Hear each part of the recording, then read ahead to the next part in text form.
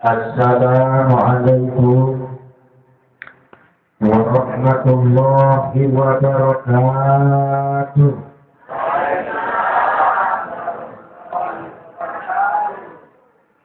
Bismillahirrahmanirrahim. Alhamdulillahi rabbil alamin. Assalatu wassalamu ala sayyidina Muhammadin sallallahu alaihi wa ala alihi wa ashabihi ajma'in, amma ba'd. Bapak Kepala Desa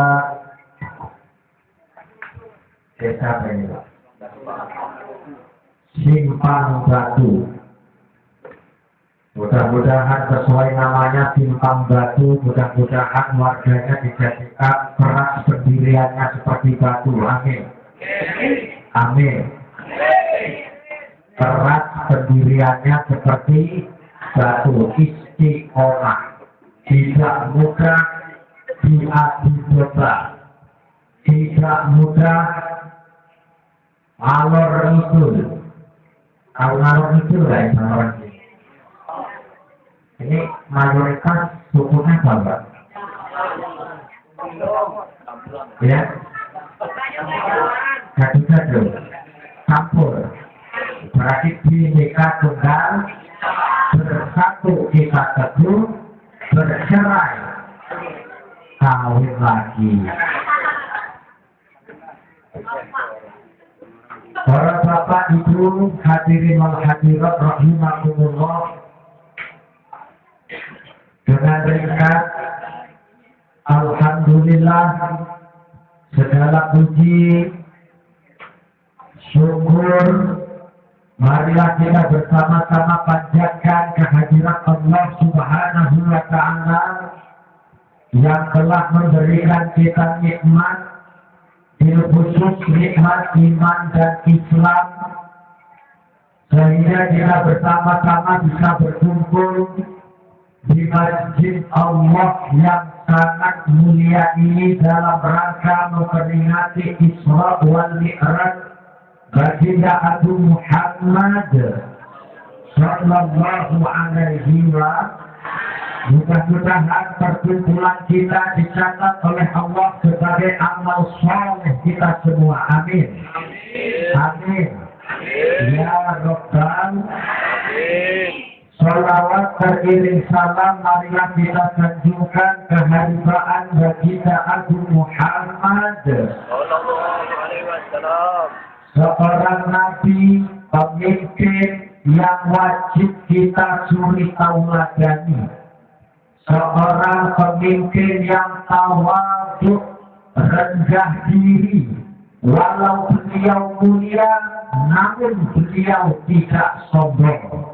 Mudah-mudahan suri tauladan baginda Rasul ini bisa tumetek temurun disuri tauladani oleh Bapak Wahyudi. Amin. Amin. Ya Rabbal. Para bapak ibu hadirin wal hadirat rahimakumullah, tadi Bapak Wahyudi memperkenalkan diri. Kalau saya tidak perlu memperkenalkan diri, ya? Perlu. Kata Pak Wahyudi tadi, kalau tidak kenal maka tidak sayang. Tadi saya itu aneh-aneh, Pak. Ini kalau saya perkenalkan diri takut ada yang sayang, nanti saya tak pulang ke Lampung malah.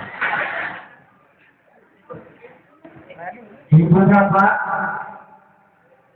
nama saya mirip-mirip sama yang baca sholawat, cuma bedanya saya tidak ada cicinya. Tadi yang baca sholawat ada cicinya, ya. Ya. Nama lengkap saya Masyhur Mahyudin Al-Faruq. Saya asli orang Lampung tapi yang bersuku Jawa. Sekarang berdomisili di Lampung. Asal saya ayah dari Jawa Barat, ibu Jawa Tengah, mertua Jawa Timur. Pulau Jawa tak ambil semua. Oke, sekarang hidup di Sumatera. Makanya sukunya apa? Indonesia. Ibu bapak hadirin wal hadirat rahimakumullah. Ini acara Isra wal. Tadi saya dengar desa ini belum definisi Pak ya? Belum. Berdiri tahun berapa Mbak? Belum. Jadi datang satu berdiri ya. Ya kita mengajak kepada Allah bil barokah wal karomah bijahi Sayyidina Muhammadin Rasulullah sallallahu alaihi wasallam. Mudah-mudahan desa Simpang Batu ini cepat menjadi desa yang definitif. Amin. Amin. Bil barokah wal wajilah baginda Rasul. Mudah-mudahan desa ini kelak dijadikan desa yang makmur. Amin. Ahli penduduknya dijadikan ahli yang iman. Amin. Barokah dan karomahnya baginda Rasul. Mudah-mudahan warganya semua dijadikan ahli surga semua. Amin. Al-Fatihah.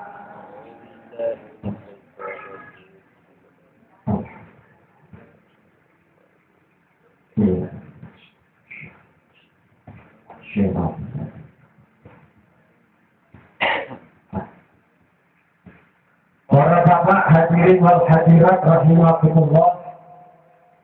Ini jam 9 biasanya kalau pengajian di Simpang Batu malu sampai jam berapa Ibu? Jam 1. Peta. Sing peta sampai jam 1 silakan duduk sampai jam 1. Jam 10 saya salah rombongan pulang. Oke. Isra wal Mi'raj. Sebelum saya membahas Isra wal Mi'raj, Bapak Ibu, saya ingin menggambarkan fenomena fitrah kejadian manusia. Bahwasanya manusia itu semuanya asalnya dari surga. Baik yang sekarang sholat atau yang tidak sholat, asal muasalnya manusia itu berasal dari surga. Jadi penduduk Simpang Batu ini aslinya itu penduduk ahli surga. Cuma dulu kakek kita, orang tua kita, Nabi Adam alaihissalam itu transmigrasi dari surga menuju dunia. Maka anak cucunya pun ikut transmigrasi. Kan gitu? Dan ini besok ada RUU transmigrasi yang sudah disahkan oleh Mahkamah Konstitusinya Allah, bahwasanya warga transmigrasi yang ada di dunia yang asalnya surga besok akan dikembalikan ke surga semua. Amin. Tanpa terkecuali besok manusia akan dikembalikan ke surga. Alhamdulillah. Cuma waktunya beda-beda. Kalau kafir mungkin cepat masuk surganya. Amin. Pak Wahyudi ya agak pelan. Berapa banyak urusannya bersinanya? Yang duluan itu yang melarat. Yang melarat duluan akan dikembalikan di surga. Kenapa yang melarat duluan? Karena tidak banyak pertanyaan. Bagaimana banyak pertanyaan melarat? Berapa kamu? Tidak ada. Ada apa? Berapa juta mobilmu? Makasih. Ya. Berapa jumlah hektar sawitmu? Itu ada. Apa yang akan dipertanyakan? Gak banyak. Makanya cepat masuk surga. Yang paling kuat, siapa yang paling terakhir masuk surga?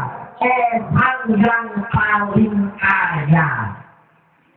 Itu yang paling terakhir masuk surga. bertanya pertanyaan, dari mana kamu kau beli? Dari mana datangnya air putih?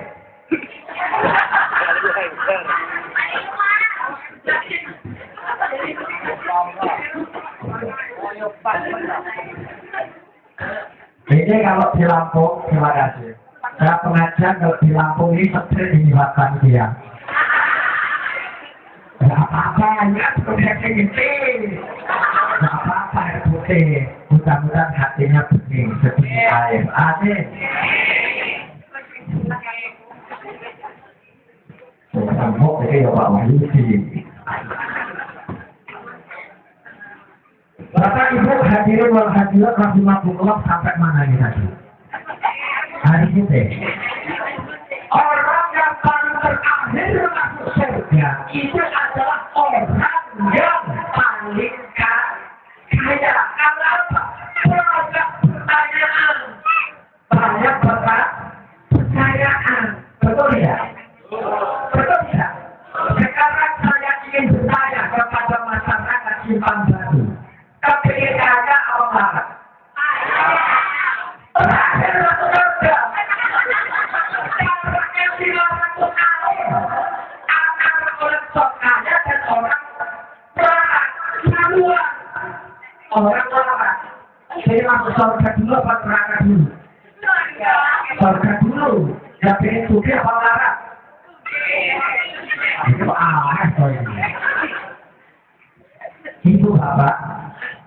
Terus bagaimana selanjutnya? Rasul menjelaskan kalau bakru ayat kufran, kemelaratan, kemiskinan itu mendekatkan diri kepada kekufuran. Masih ada apa? Ayolah pengajian. Aduh, bagaimana aku ini mau pengajian, berat. Kamu merasa apa? Makasih. Berat makasih. Duit makasih. Bagaimana saya mau pengajian? Makanya banyak orang yang kufur itu orang yang larat. Betul. Dia tinggalkan sholat. Dia tinggalkan kewajiban. Karena apa? Memikirkan hidup yang susah. Ya, oke. Jadi mereka kaya apa suki? Bagaimana? Ini tak buka referensinya. Jadi pilih kaya apa pilih melarat? Kaya surganya terakhir. Melarat surganya duluan. Tapi orang larat yang tidak sabar itu bisa mendekatkan diri kepada kekufuran.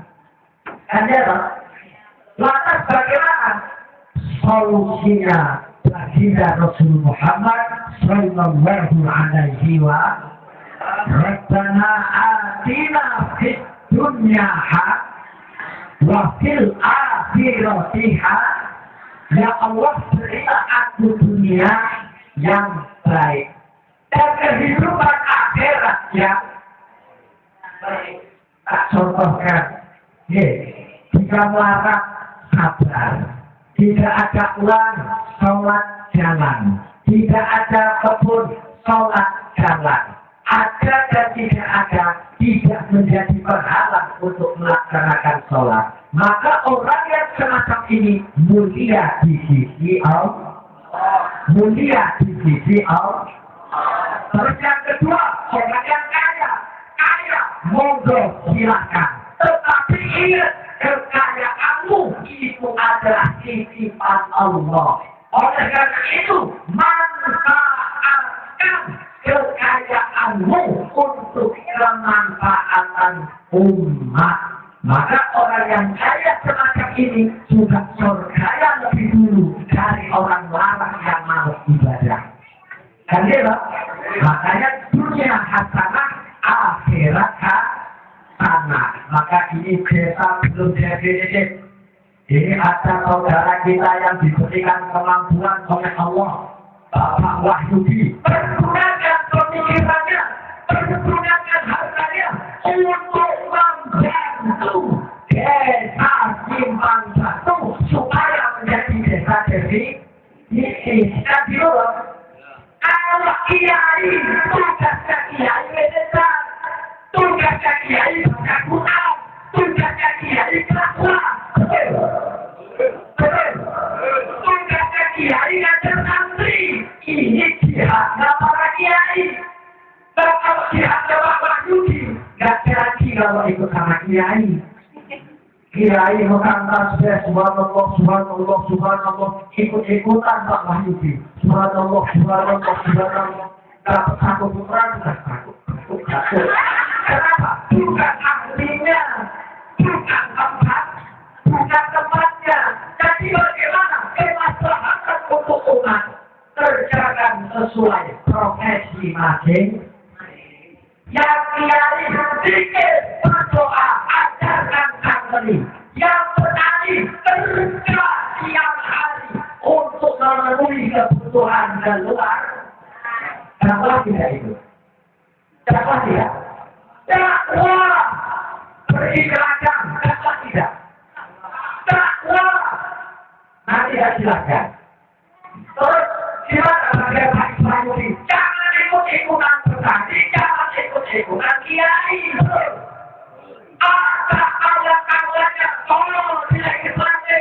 Bagaimana supaya undang-undang turun gajinya dapat Simpang Satu cepat diakui menjadi desa definisi kan gitu loh. Betul? Betul? Cocok? Cocok? Harusnya begitu, kan ya loh? Kok petani jadi salah? Bisa. Innama a'malu binniyat wa innama likulli imri'in ma nawa. Segala sesuatu tergantung dari niat. Ada ulama kayak gini. Ada. Ada. Nggak ada. Ada ulama cek. Kalau ada tukang ojek, niatkan motormu itu sebagai motor dakwah. Coba ketika pagi menghidupkan motor, ketika di starter sebelum di starter, niatkan dulu. Ya bisa niat bahasa Arab, pakai bahasa Inggris. Bismillahirrahmanirrahim. Niat insun kata termotor. Jadi dia untuk ngecek, untuk mencari nafkah yang halal, untuk membekali anak istri sebagai bekal untuk ibadah kepada Allah.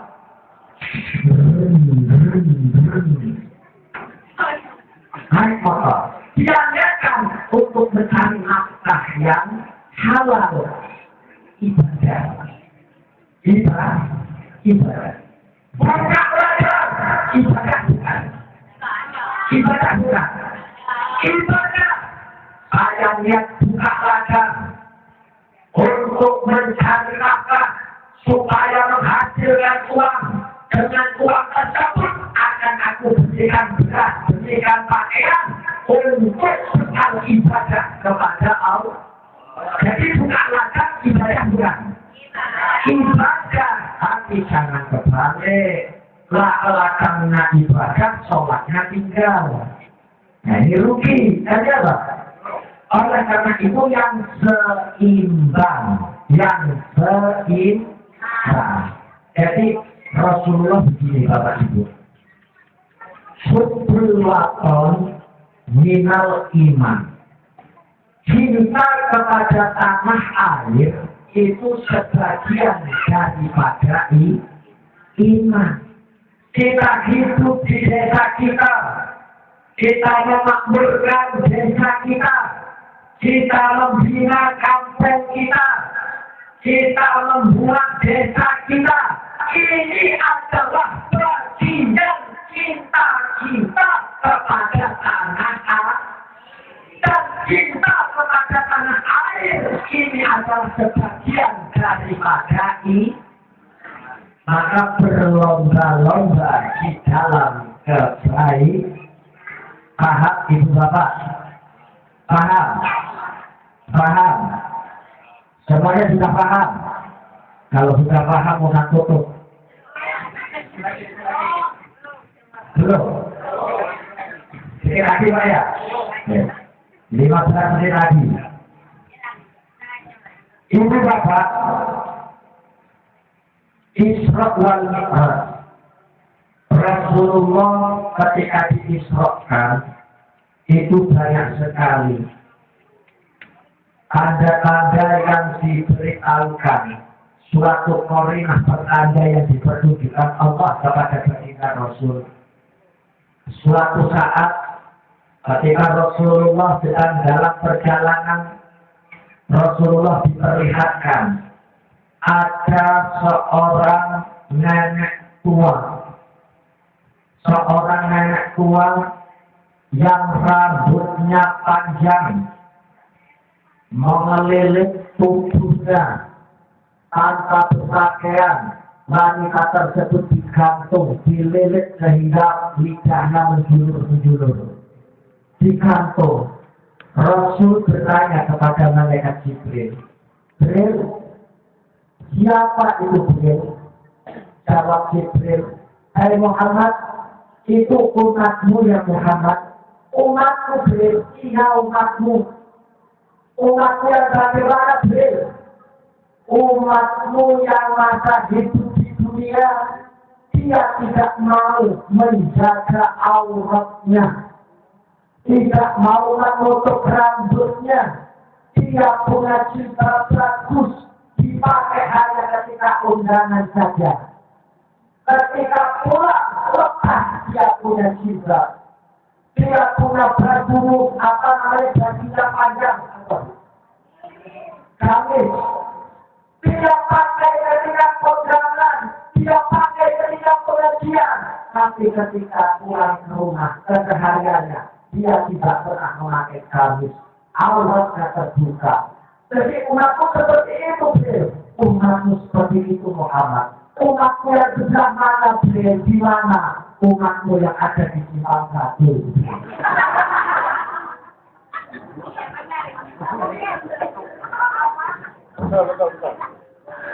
Sama lagi, ketika jalan ketemu lagi dengan seseorang yang lidahnya terjulir, kemudian ada sebuah gunting. Gunting ini memotong lidah seseorang itu dengan tersendirinya. Tertutup, nyambung, dipotong lagi, nyambung lagi, potong, putus, nyambung, terus tidak ada lagi. Sampai Rasulullah menangis, bertanya Rasul, "Ya Jibril, itu siapa lagi Jibril?" "Ya Muhammad, itu umatmu Muhammad." "Umatmu lagi?" "Iya Muhammad." "Umatmu yang bagaimana Jibril?"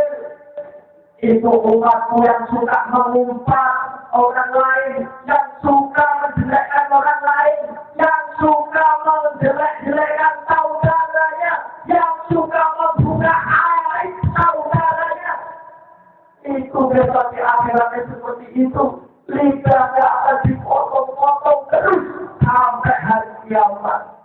"Bel, yang semacam itu umatmu yang mana Bel?" "Seperti itu umatmu yang ada di bangsa-bangsa."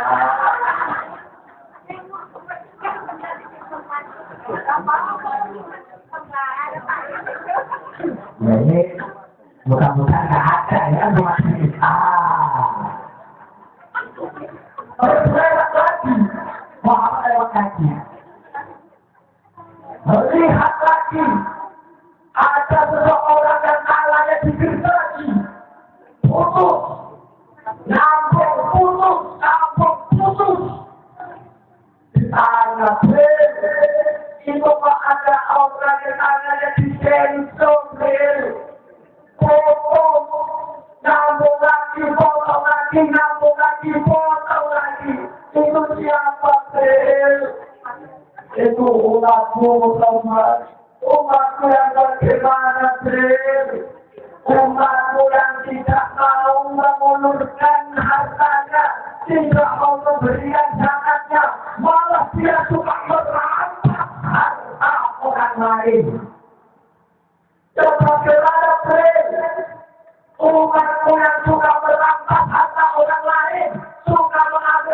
fakir miskin. Jelaskan beliau. Dan bagaimana itu? Sebelum tak lanjutkan saya tanya, Bapak pernah dengar perampok? Pernah dengar? Saya mau tanya, perampok itu kapan merampok? Itu yang dirampok orang kaya apa orang miskin? Orang ada nggak perampok yang dirampok orang miskin? Ada. Ada. Perampok itu pasti yang dirampok orang kaya. Kalau ada perampok yang dirampok orang miskin, itu namanya rampok bodoh. Karena rampok pasti yang dirampok orang kaya. Nah, itu rampok, Pak. Terus satu lagi, orang kaya tidak mau mengeluarkan zakat. Kaya, tapi tidak mengeluarkan zakat. Sekarang saya tanya, menurut Bapak Ibu, Islam mana? Orang yang merampok tadi sama orang kaya yang tidak mau mengeluarkan zakat. Apa alasannya?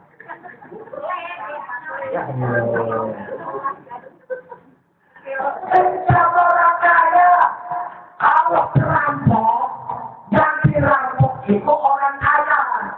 Tapi kalau orang kaya yang tidak mau berzakat, yang dirampok orang miskin. Karena sebagian hartanya itu milik orang lain. Fakir miskin, yatim piatu. Kalau dia tidak mengeluarkan zakat, ini lebih kecil dari orang perampok. Maka besok di akhirat itu yang digambarkan oleh Rasulullah. Ketika Rasulullah Isra Mi'raj, tamatnya dipotong dengan sinsel. Rasulullah berkata, begitu jadinya beliau, iya Muhammad. Nah itu umatku yang mana, beliau? Umatku yang ada di bumi dan di bangsa.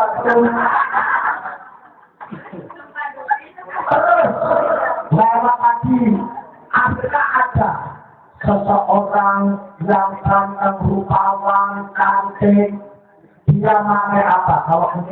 Kalau sekarang beronang lah, kalau tak tahu beronang ya, yang digendong di belakang, sedang memanen pagi lah yang enak ya, gandum, di depan hitam itu ya, diambil taruh. Kapan yang sudah dilewati, yang sudah ditam lagi, yang sudah dipanen, tumbuh lagi. Dia balik ke belakang, yang ditaruh, yang di belakangnya, tumbuh lagi. Jadi bingung, selalu tumbuh. Habis dipanen, tumbuh. Habis dipanen, tumbuh. Tidak ada habis-habisnya. Ini nanya, mau keberadaan mahanya. Nah ini kok aneh pemandangannya, aneh di mana, Mas? Ini loh, masa orang panen, kapan panenannya diambil, nggak pernah habis-habis. Panen terus, di depan diambil, yang di belakang panen lagi. Belakang diambil, depannya panen lagi. Kanan diambil, yang kiri panen. Kiri diambil, yang kanan panen terus. Ini gambaran apa, Bin? Muhammad, itu gambaran umatmu Muhammad. Umatku umatmu yang bagaimana beliau itu kan gambaran umatmu yang suka bersedekah. Dia bersedekah satu maka akan dibalas oleh Allah 10 sampai 700 lipatan. Maka orang yang bersedekah hartanya tidak akan pernah habis. Barokahnya selalu tumbuh. Itu orang yang suka sedekah. Ada Nabi Muhammad itu yang sering bersedekah. Umatku yang mana itu yang suka bersedekah. Itu umatku yang ada di Lampung.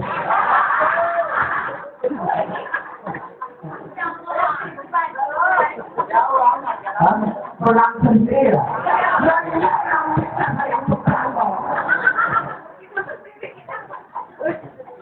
Artinya apa? Artinya orang yang suka suka bersedekah itu zaman Isra wal Mi'raj Rasul sudah digambarkan seperti ini. Paham? Makanya ingat konsep atas bernegara dan atas beragama.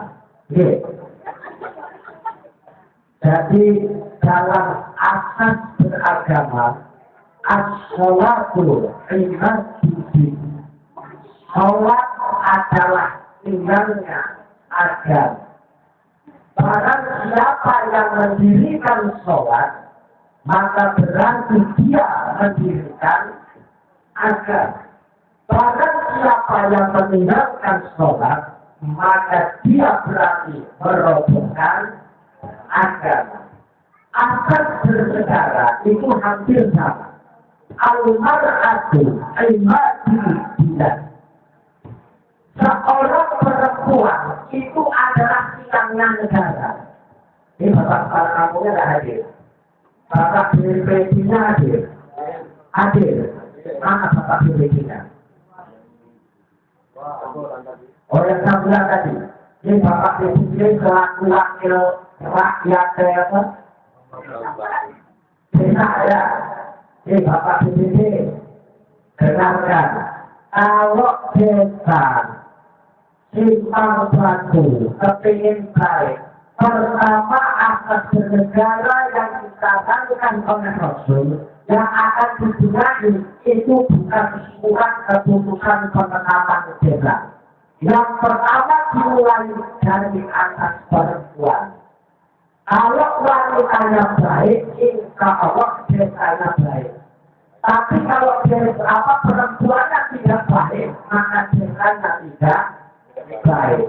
Karena banyak survei membuktikan presiden sukses hancur gara-gara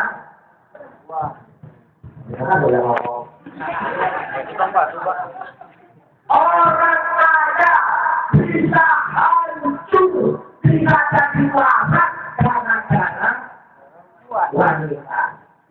Orang larat bisa jadi kaya juga gara-gara wanita. Orang nggak berani bisa jadi berani gara-gara wanita. Orang berani jadi nggak berani gara-gara bermaju berarti itu. iya. Begitulah, saudara. Nggak percaya sebentar lagi Ramadan. Ya, sebentar lagi Ramadan. Ini kita testimoni. Sebentar lagi Ramadan. Ketika bulan Ramadan akan datang, Bapak punya uang 1 juta. Bapak tenang tidak? Punya uang 1 juta Bapak? Ibunya diam. Ini ada Bapak. Mau Ramadan. Bapak punya uang 1 juta. Tenang tidak? Belum. Tenang. Ini apa Bapak? Uang 1 juta. Tenang tidak? Belum. Bapak, tenang tidak? Tenang Pak. Kalau ibu menjelang Ramadan pegang uang 1 juta oleh Bapak, tenang tidak? Ya. Tidak. Ini keluar apa lagi? Ya, kita tunggu pesan dan kesan yang akan lewat satu ini. Mohon silakan.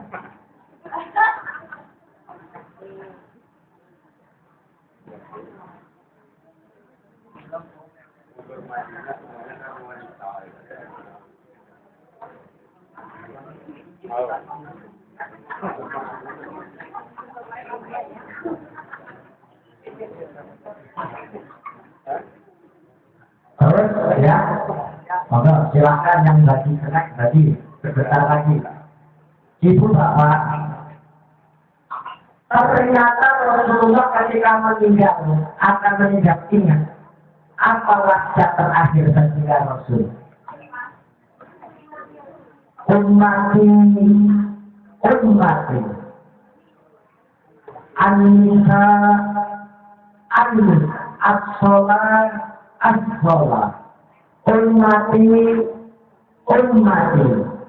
as-sholat, an-nisa, ummati, sholat, jagalah sholat, wanita, jagalah wanita, umatku, pesan terakhir ketika Rasulullah.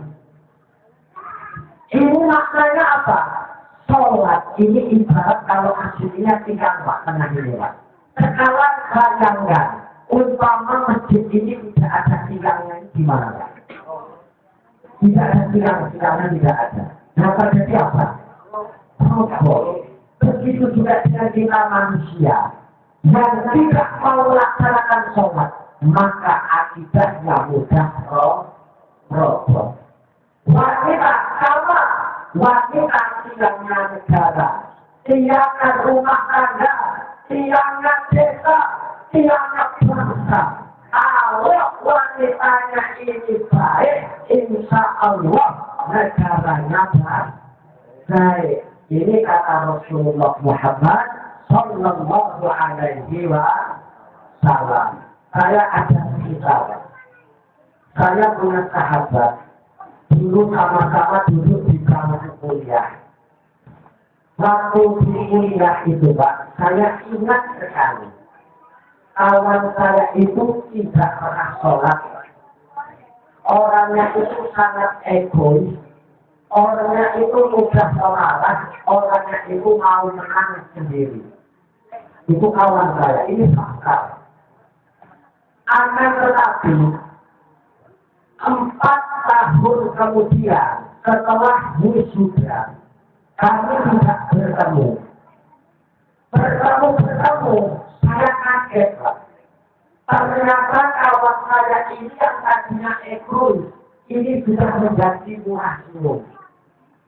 Yang tadinya mau menang sendiri, dia sudah menjadi orang yang sangat mengalah. Bahkan yang tadinya dia marah, dia menjadi sangat rajin. Ketika tak tanya, kan resepnya apa? Sampai ini menjadi perubahan. Restorasi perubahannya itu apa?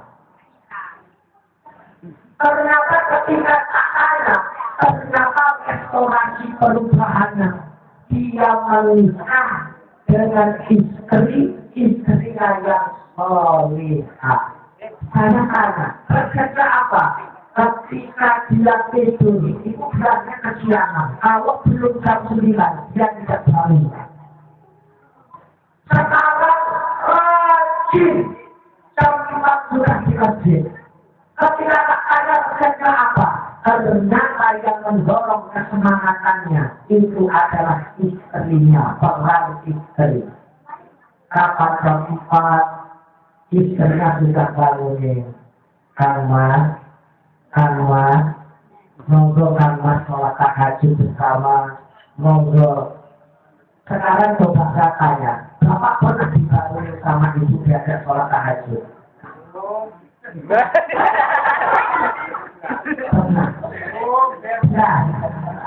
Pernah. Pak, ini mohon maaf, mungkin sedikit agak menyimpang. Tetapi ini fakta yang harus saya sampaikan. Bagaimana hidup bernegara, hidup bermasyarakat yang baik, ternyata itu banyak dimulai dari ibu. Maka tadi saya baru datang, dengar Bapak itu bilang, memang kalau perempuan menang, laki-laki kalah itu ya. Karena benar dimulai itu dari perempuan. Jadi suatu saat, putri Rasulullah, Sayyidatuna Fatimah Al-Zahra itu bertanya kepada Rasul, ya Rasul, siapakah wanita calon ahli surga besok ya Rasul? Jawab Rasulullah, ya Fatimah, besok yang akan menjadi wanita jenderal surga itu namanya Siti Jariyah. Kaget Fatimah, kenapa bukan istri Rasul Khadijah? Kenapa bukan putri Rasulullah Fatimah? Kenapa bukan istri Rasul Aisyah? Tapi Siti Jariyah dan notabene itu orang lain, Pak. Akhirnya Rasulullah berkata, Fatimah, kalau engkau ingin tahu, silahkan engkau datangi rumah Siti Jariyah. Akhirnya didatangi rumah Siti Jariyah ini. Ketika sampai di rumah Siti Jariyah, ini Fatimah kaget. Ternyata Siti Jariyah itu, Pak, itu seorang perempuan Arab yang rambutnya tidak ditutup dengan jilbab. Dia tidak memakai baju, hanya memakai kain panjang. Kemudian tangan kanannya memegang semeti, memegang cambuk. Di samping kanannya memegang ada bentong berisi air. Siti Jariyah ini duduk di teras pintu.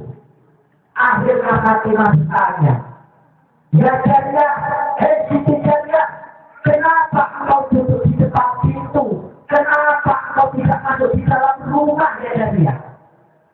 Jawab Siti Jariyah, ya Fatimah, aku adalah seorang istri. Suamiku tukang buruh, berangkat pagi, merumput berangkat ke ladang bersawit, buka ladang berangkat pagi, pulang sore. Saya selaku istri ya Fatimah, saya tidak ikhlas, saya tidak ridho. Siang tolong, siang kepanasan, suami saya kerja mencari nafkah untuk memenuhi kebutuhan keluarga. Buka ladang susah payah. Kapan pulang, saya selaku istri tidak menyambutnya. Saya tidak ikhlas dan saya tidak ridho. Kembali ke desa Simpang Satu. Saya tak tanya sama Bapak, pernahkah Bapak ketika pulang, ibunya langsung menyambut di teras sambil tersenyum? Pernah, Pak? Ibu, kapan Bapaknya pulang disambut tidak? Disambut. Ini kok biasa kata Bapaknya enggak, kata ibunya disambut. Sambut kalau dibawa duit, Pak. Sambut. Sambut kalau bawa duit. Sambut kalau nggak duit. Kalau nggak duit. Sambut. Sekarang begini, saya tanya sama Bapak Kepala Desa ini, Pak Wahyudi. Pak Wahyudi baru abad dari kabupaten, dipanggil Pak Camat. Proyek laporannya salah. Besok mau diperiksa sama BPK. Tim audit akan berkata, begini, cerita kecamatan dimarah sama Pak Camat. Gimana kau kepala desa tetap urusin, panggil kakekmu, panggil kepala desanya, tetap diurusin. Pulang, begitu pulang, ibunya sudah menunggu di halaman rumah dengan senyum yang merona, baunya harum. Pakaiannya lagi, apa sudah pulang? Langsung kasnya diambil, dipegang tangannya, dipegang tangannya sungkem. Kira-kira, ini Pak Isman bilang mumet di kantor pulang ini mumetnya hilang nggak Pak? Hilang.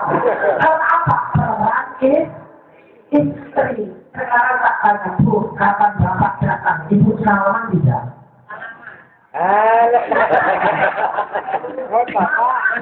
Salaman tidak, Pak? Tidak. Tidak bersalaman. Jadi Bapak sama Ibu salaman setahun berapa kali? Sekali. Kapan? Itu istri. Berapa Pak? Jangan seperti itu, Ibu, tolong dirusak, Bapak dirusak. Dari mana saja dari ladang, megang pacurnya ambil, taruhkan. Langsung pertama, jangan dulu nanya, dapat uang atau tidak, selesai atau tidak. Nomor 12, pertama, ilmukan Ibu, cepat hari tangan Bapak, pegang, sungkem. Karena apa? Di tangan Bapak, itu terdapat ridho Allah. Kan begitu dong? Salaman. Ini enggak Bapak sama Ibu salamannya kadang-kadang. Rasul tidak pernah mengajarkan begitu. Pegang tangannya, salaman, cuk, tangan, tempat. Itu tidak kata namanya. Tidak. Kalau itu sendiri tidak. Halaman, Pak. Kita tidak selesai. Tidak. Orangnya. Nah, dulu belum tahu ada apa-apa. Sekarang bisa tahu. Nah, itu tadi, Pak. Nah, ini loh, kalau kepingin satu lagi, satu malam itu fokus. Yang kedua, Zakaria itu gentong berisi air. Itu gentong apa ya, Zakaria? Ya, Fatimah. Suamimu itu kurang cukup. Suruh pemecah racun. Apa malam aku buka tangannya, terkadang tangannya meletus mengeluarkan darah. Karena kami susah payahnya memecah hati. Mungkin kalau sekarang buka lancar, jodoh, surat tidak. Air ini ya Fatimah, aku ambil dari sumber yang di bawah sana. Saya tuntun, saya tanggung sendiri. Tak angkat ke rumah ini. Semata-mata tak pergunakan untuk persediaan suamiku mandi. Karena saya tidak ikhlas. Saya selaku istri, suami saya suka saya. Banting tulang mencari nafkah keluarga. Kalau mau mandi hingga sendiri, maka saya tidak ikhlas ya Fatimah. Maka tak sediakan air ini untuk persiapan suamiku mandi. Subhanallah. Kembali ke tumpang satu. Pernah bapak mandi ditinggalin sama ibu? Nah, kalau sakit. Pernah kalau sakit? Kalau sakit ditinggalin. Berarti itu ibu menghendaki bapak sakit terus. Betul. Dirubah. Dirubah. Jadi malah kawan kalian Pak. Suaminya pulang dari ladang. Assalamualaikum, gak dengar ibunya. Ketika diintip dari depan, ternyata ibunya sedang nonton TV. Akhirnya bapaknya langsung ke belakang. Karena listrik belum ada, kayu belum ada. Sumur airnya dalam. Tadi loh. Ini Pak.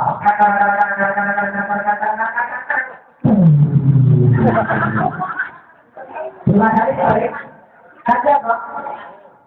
Ibunya teriak dari dalam. Oi, siapa yang mengatakan? Bapaknya ngomong, aku, bapak, betul apa sekalian, tindakan ibu mandi. Pas Pak, kayak itulah. Nah, gitu. Tapi betul saya nggak nyindir. Artinya apa? Beginilah fenomena. Sudah zaman ya zaman kebalik. Makanya kalau kepingin bergabung komunikasi, bergabung hobur, desa, bangsa, negara yang makmur, itu pertama dimulai dari perang seorang ibu. Ini pesan terakhir baginda as-sholah, an-nisa, ummati. Ibu bapak, ini sudah dari 10 ya. Belum. 15 menit lagi. Tapi 15 menit lagi. Ya. Jadi intinya ibu bapak acara Isra wal Mi'raj ini, ya. Jadi sholat. Tolong jangan tinggal sholat.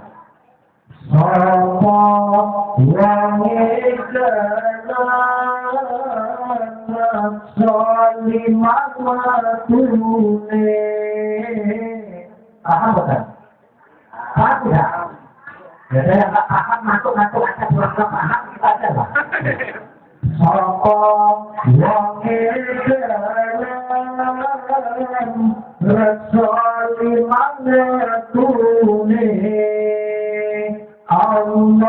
bakal rasa liman perkara Allah bakal rasa liman perkara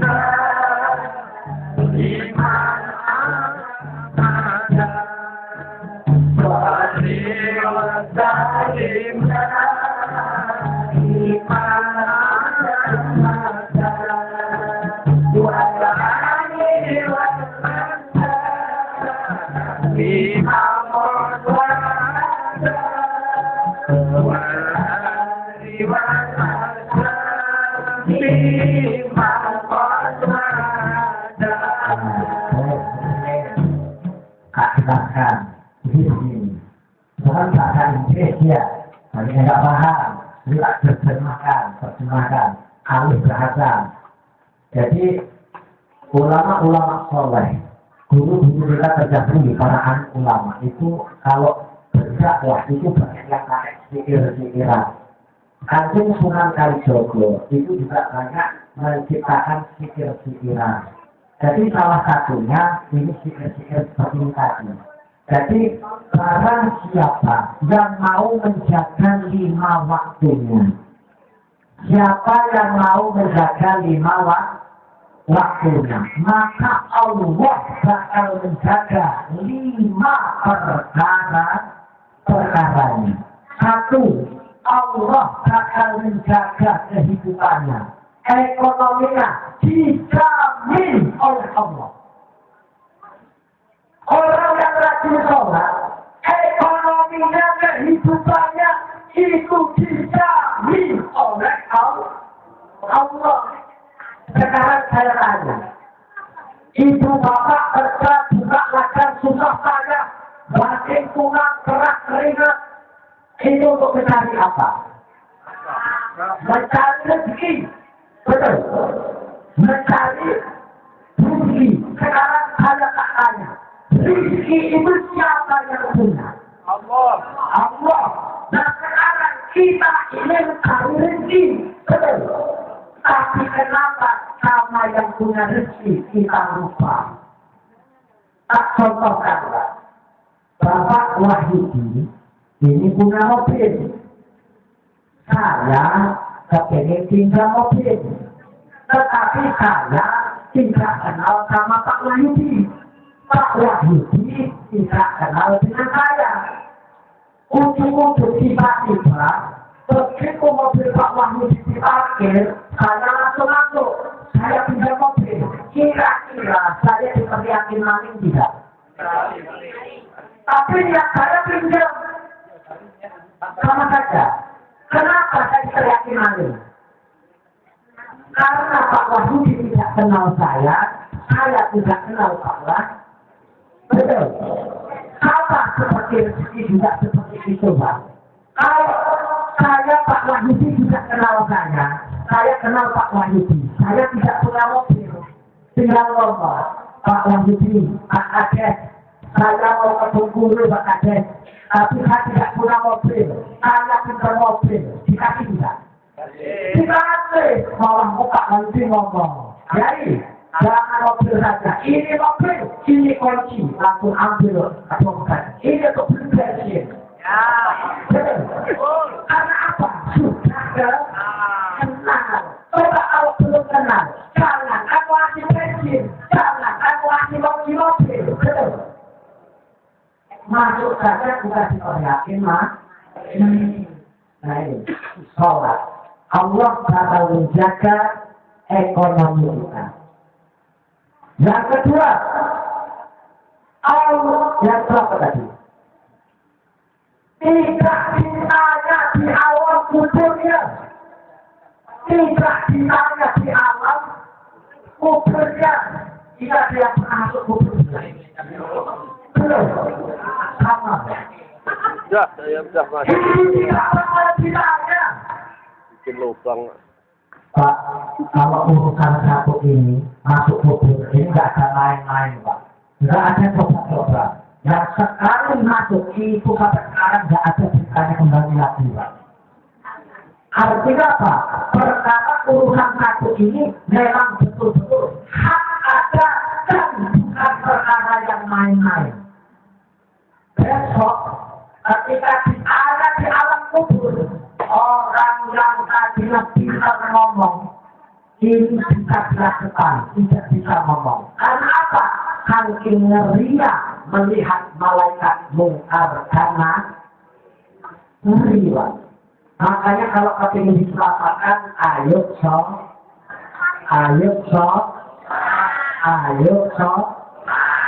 Ini ustaznya masjid ini mana dia ini? Mana? Ada. Bila ini kapan maghrib berapa kali di masjid ini? Berapa? 3 kali sama 3 orang. Jujur. Nah, ini 3 orang apa 3 kali? 3 orang. Mudah-mudahan selesai Isra Mi'raj jadi 30 orang. Amin. Semangat ya. Terus untuk yang terakhir, ini yang 5 tadi istimewanya tidak saya sebutkan sampai selesai. Saya sebutkan nanti pertemuan yang akan datang kalau diundang lagi. Jadi apa namanya yang terakhir, pesan yang terakhir, jadi negara tidak akan baik, bangsa tidak akan baik kalau tidak dimulai dari pemimpinnya yang baik. Makanya Rasulullah menganjurkan ketika mencari pemimpin yang baik, yang pertama jangan dinilai wajahnya, jangan dipandang wajahnya. Kalau wajahnya ganteng kayak Pak rambut ini, kalau memang hatinya baik, pilih Pak. Betul. Kalau wajahnya ganteng kayak Pak Wahyudi, kalau memang hatinya baik, pilih. Jadi kan wakil Bapak Ibu untuk memperjuangkan desa kita. Setuju? Kita aja repot-repot Pak. Begitu ya? Bapak Ibu, sebenarnya saya kepingin lebih panjang lagi. Karena waktu sudah jam 10 ya. Sudah jam 10. Saya senang silaturahmi ini. Saya kesini nggak niat pengajian. Saya tidak niat pengajian. Saya niatnya silaturahim dengan saudara-saudara saya yang ada di Bengkulu. Jadi saya tidak niat pengajian. Karena kalau saya pengajian, saya nggak mau Pak, lampu Bengkulu jauh. Karena Pak, panggilnya amplop itu jajan. Kenapa Pak? Makanya nggak pengajian. Saya silaturahim. Ya. Jadi mudah-mudahan dengan silaturahim ini ada banyak sekali manfaatnya. Amin. Ya Rabbal. Tadi kita dengar bersama di desa ini mau diresmikan pondok pesantren. Kita dukung bersama. Karena kalau suatu desa itu ada ulamanya, disitulah lentera desa, cahayanya desa, pelitanya desa. Karena kalau suatu desa tidak ada ulamanya, maka tidak ada yang bisa memberikan rujukan mana perkara baik, mana perkara jelek, mana yang haram, mana yang halal, mana sandal, mana aspal, total. Kalau tidak ada ulama, maka saya pesan sebelum saya pulang ke Lampung kepada saudara saya, Bapak Wahyudi, besok kalau ditakdir oleh Allah menjadi wakil rakyat. Wakil rakyat itu bukan tinggi loh, rendah atau tinggi? Rendah, karena dia adalah seluruh rakyat. Betul. Jadi tidak hebat. Anggota DPR itu tidak hebat. Yang hebat itu rakyat. Karena anggota dewan itu wakil rakyat. Kalau bapak kepingin begini, maka anggota dewannya harus begini. Kalau bapak itu kepingin desanya apa, segera begini, maka wakil-wakilnya cepat mengusahakan supaya betul. Jadi sejatinya DPR itu, legislatif itu adalah wakil rakyat, seluruh rakyat, betul. Jadi yang memimpin adalah rakyat. Makanya pesan, nah besok jadi kepada sedulur saya, Bapak Ismaili, ojo lali karo rakyat. Urung jadi ngajak pengajian sama ini. Tapi kalau sudah jadi harus sering rajin pengajian. Amin. Amin. Pesannya yang kedua, jangan jauh dari para alim dan ulama. Karena kalau pemimpin jauh dari alim ulama pasti banyak proyeknya. Betul. Betul. Makanya bersyukur di sini ada ulamanya. Ada pemimpinnya, mudah-mudahan pemimpinnya pemimpin yang adil, amin. Yang bisa mengayomi rakyatnya, amin. Yang bisa mendekatkan kepada ulama, amin. Kita doakan mudah-mudahan Bapak Wahyudi dijadikan pemimpin yang amanah, amin. Banyak rezekinya, amin. Ditambah umurnya, amin. Ditambah rezekinya, amin. Ditambah barokahnya. Amin, betul. Ditambah rezekinya, ditambah barokahnya, ditambah umurnya, ditambah istrinya.